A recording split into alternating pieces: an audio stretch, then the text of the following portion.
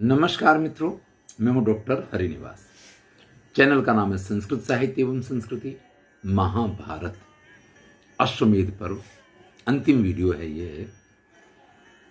नकुल की वो कथा सुन करके जन्मेजय, जिनको वैशंपायन ये महाभारत की कथा सुना रहे हैं, वो कहते हैं कि यदा युधिष्ठिरो राजा भीमार्जुन पुरस्सरा सदृशो देवराजे ने समृद्ध्या विक्रमेण चा। जब महाराज युधिष्ठिर अपने सभी भीम अर्जुन जैसे पराक्रमी भाइयों के साथ देवराज इंद्र जैसे पराक्रमी और समृद्धशाली, हर तरीके से श्रेष्ठ थे, फिर ये नकुल था कौन? और इसने इस प्रकार का आक्षेप कि महाराज युधिष्ठिर का ये यज्ञ या इसमें किया गया जो भी दान धर्म है वो एक सेर सत्तू के दान के समान नहीं है, ये क्यों हुआ? अब देखिए, युधिष्ठिर इनके प्रपितामह होते हैं, तो अब उनकी कथा जब सुन रहे हैं तो प्रश्न तो बनता है।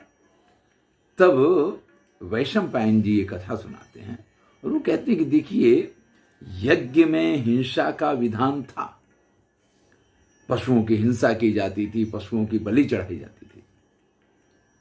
एक बार की बात है कि इंद्र यज्ञ का आयोजन हुआ और उस यज्ञ में जब उन निरीह पशुओं को बलि के लिए लाया गया तो उनको देख करके वहां उपस्थित जो ऋषि थे उनके सबके मन में उनके प्रति एक दया का भाव जागृत हुआ कि बेचारे इन लोगों की गलती क्या है, इनकी बलि क्यों चढ़ा दी जाए। एक बड़ा सुंदर श्लोक मैंने इंस्टाग्राम पे जब पोस्ट किया तो उसमें डाला है कि बलि बकरे की ही चढ़ाई जाती, कोई सिंह की बलि नहीं चढ़ाता है। यानी अगर आप गरीब हैं, आप परेशान हैं, आप दुखी हैं, तो लोग आपको परेशान करेंगे। लेकिन अगर आप सिंह जैसे समर्थ बन जाए ना, तो किसी की ताकत नहीं है कि आपकी बलि चढ़ाए। तो यहां जितने भी प्राणी थे वो सारे निरीह थे, उनको आप शक्तिशाली तो मान ही नहीं सकते हैं। तो उन ऋषियों ने देवराज इंद्र से ये कहा कि राजन, पहले जो ये विधि थी कि यज्ञ करना है तो उसमें पशुओं की आहुति दी जाए, उसका कारण ये था कि तब अन्न वगैरह की उपलब्धता इतनी नहीं थी। लेकिन अब जब हमारे पास तरह तरह का अन्न भंडार है, सब कुछ है, तो हमें इन पशुओं की बलि चढ़ा करके यज्ञ याग आदि नहीं करना चाहिए।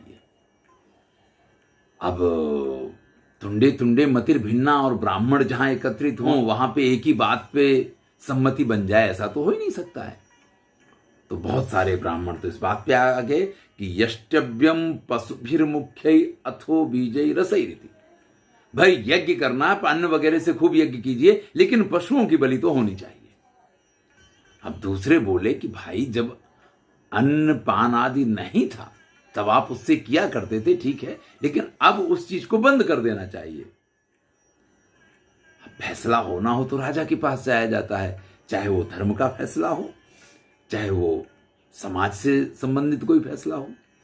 राजा वसु के पास सभी लोग जाकर के पहुंचे, बड़े प्रतापी राजा हैं, बड़े ही श्रेष्ठ राजा हैं।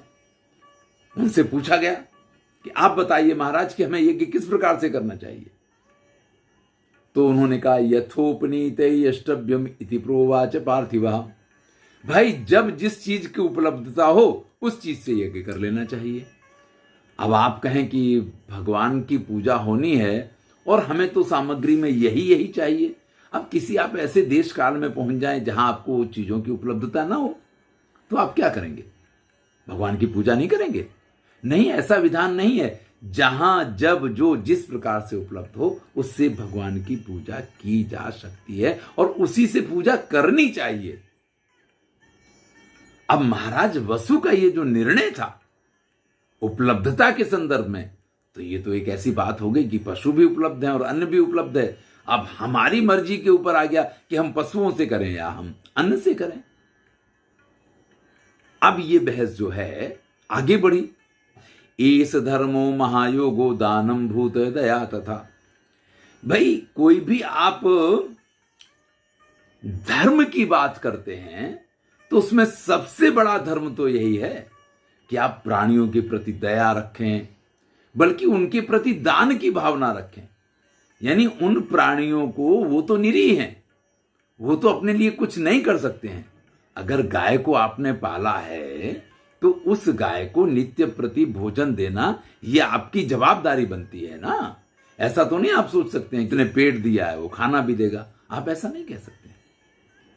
तो नियम तो ये कहते हैं, धर्म तो इसी का नाम है कि आप प्राणियों के प्रति दया रखें, उनके प्रति दान की भावना रखें, ब्रह्मचर्य का पालन करें, सत्य का पालन करें, लोगों के प्रति अच्छी भावना रखें, धैर्य, क्षमा, यही तो हमारे सनातन धर्म के मूल हैं।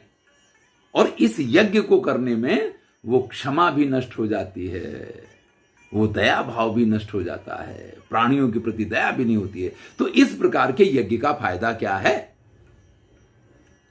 तब अगस्त्य मुनि ने एक बड़े 12 वर्ष तक चलने वाले यज्ञ का आयोजन किया है।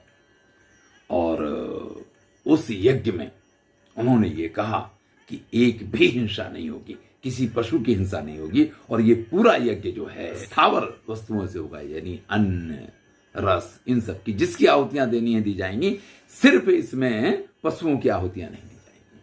अगस्तो यजमानो सो ददात्यन्नम विमत्सरा, अन्न जितना चाहिए, जिसको चाहिए, जैसे चाहिए उसका उपभोग करो, लेकिन यहां पशुओं का कोई प्रयोग, यहां हिंसा किसी प्रकार से नहीं की जाएगी।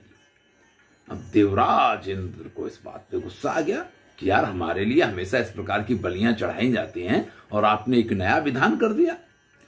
नच वर्षति पर्जन्या कथम अन्नम भविष्यति। तो देवराज इंद्र ने ये निर्णय कर लिया कि हम बारिश ही नहीं करेंगे तो अन्न ही पैदा नहीं होगा, अन्न नहीं पैदा होगा तो अपने आप आपको उसी चीज पे आ जाना पड़ेगा, यानी आपको प्राणियों की हिंसा करनी पड़ेगी। अरे यज्ञ की बात जाने दीजिए, आपको खाने में भी उनका भोजन करना पड़ेगा, हम आपको इस स्थिति तक पहुंचा देंगे।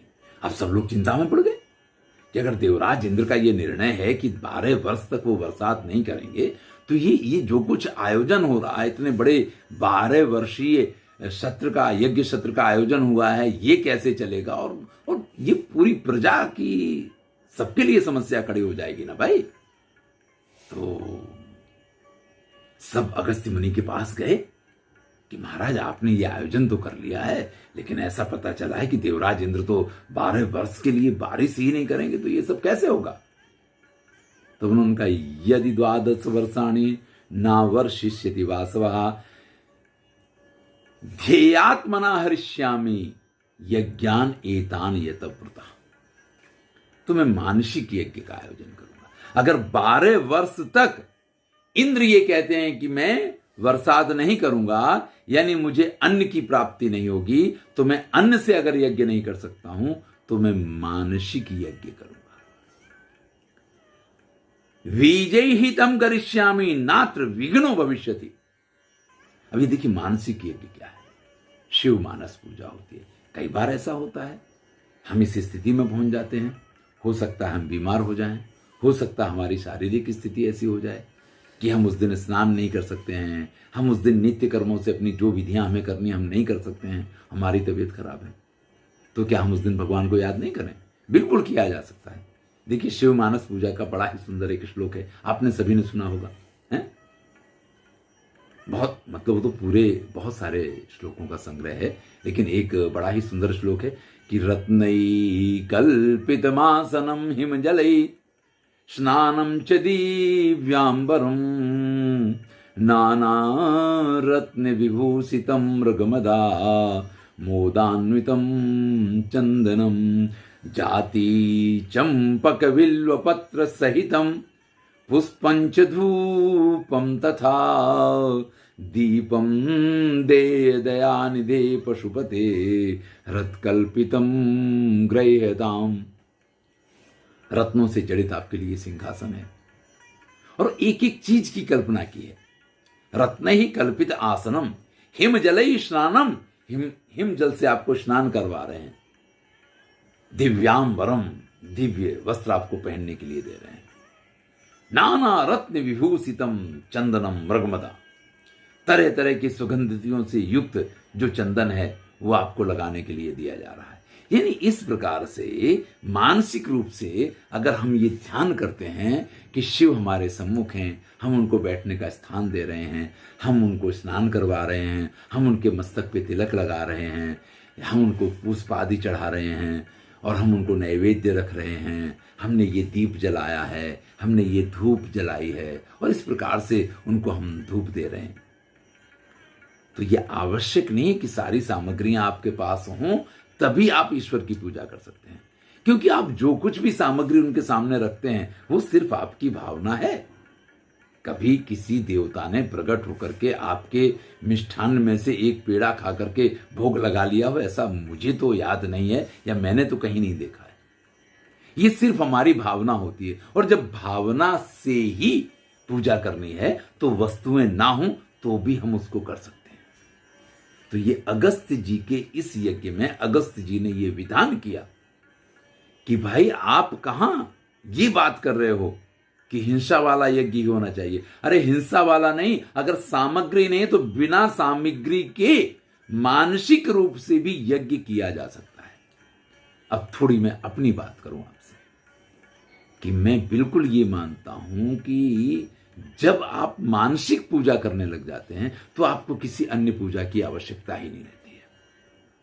आप हृदय से, मन से संतुष्ट हो, पवित्र हो, स्वच्छ हो, किसी के प्रति आपके मन में कोई गलत भावना ना हो, और फिर अगर आप ईश्वर को एक बार ध्यान करके और उनका पूजन मानसिक करते हैं तो वो ज्यादा श्रेष्ठ है कि आप 2 घंटे बैठ के भगवान के सामने घंटी हिलाएं, पूजा करें और फिर किसी के साथ बेईमानी करने का विचार करें, उससे ये ज्यादा अच्छा है।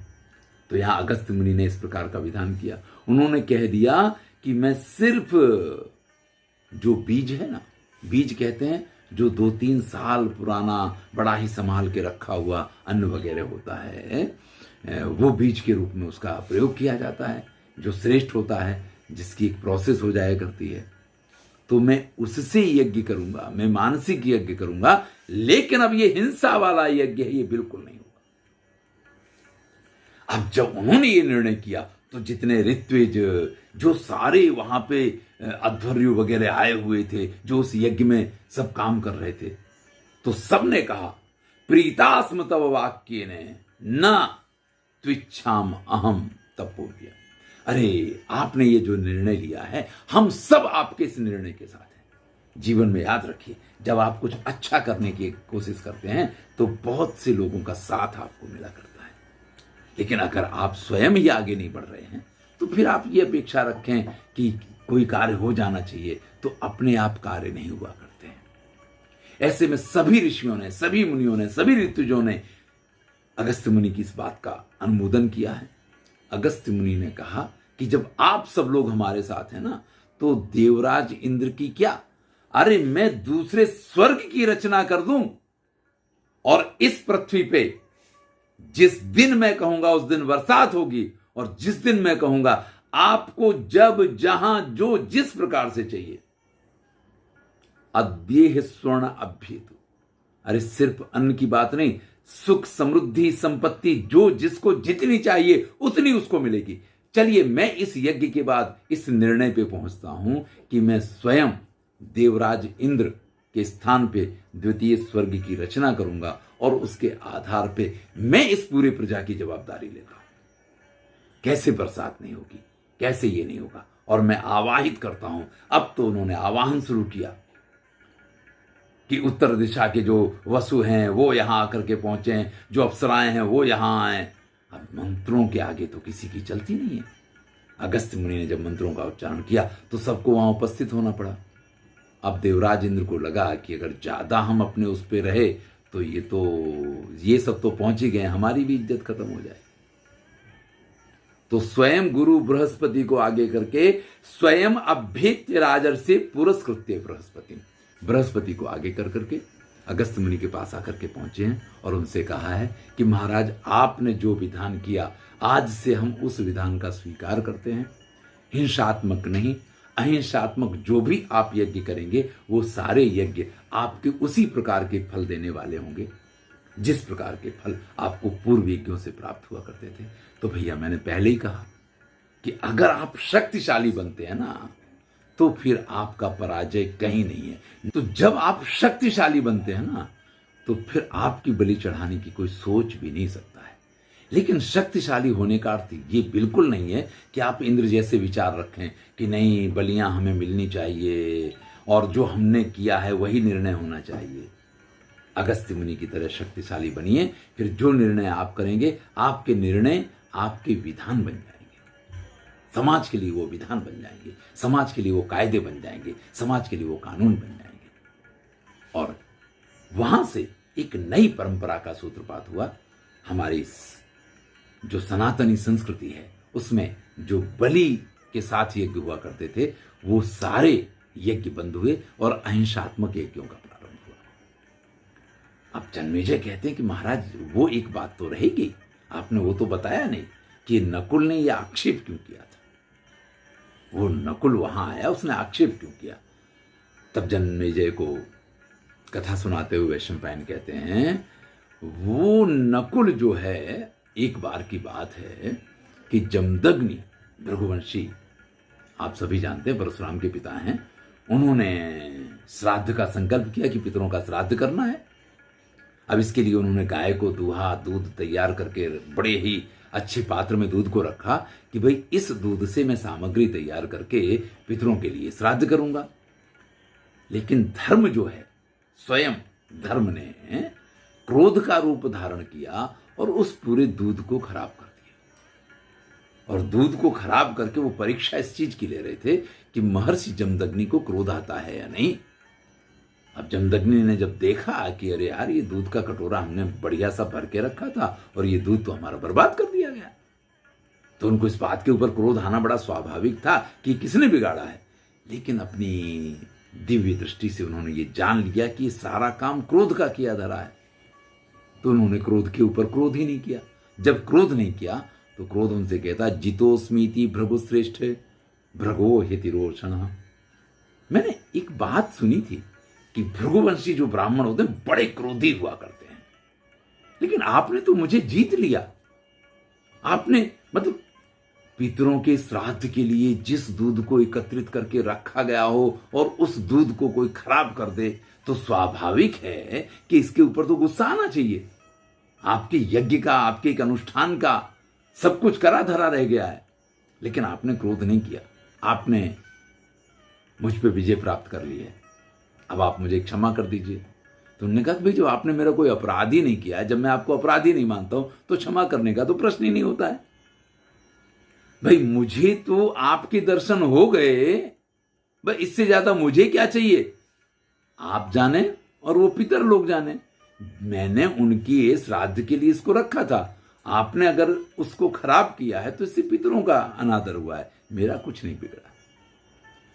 उन पितरों ने उस धर्म को, जिसने क्रोध का रूप धारण किया था, ये शाप दिया कि आपने ये जो नकुल वृत्ति की है, या नकुल का रूप धारण करके जो इस दूध को आपने उच्छिष्ट बनाया है, आज से आप नकुल के स्वरूप में ही रहेंगे और तब तक रहेंगे जब तक धर्मराज युधिष्ठिर के यज्ञ में जाकर के आप उनको आक्षिप्त नहीं करेंगे। जब आप उनके ऊपर आक्षेप लगाएंगे, उसके बाद आपको इसमें से मुक्ति मिलेगी।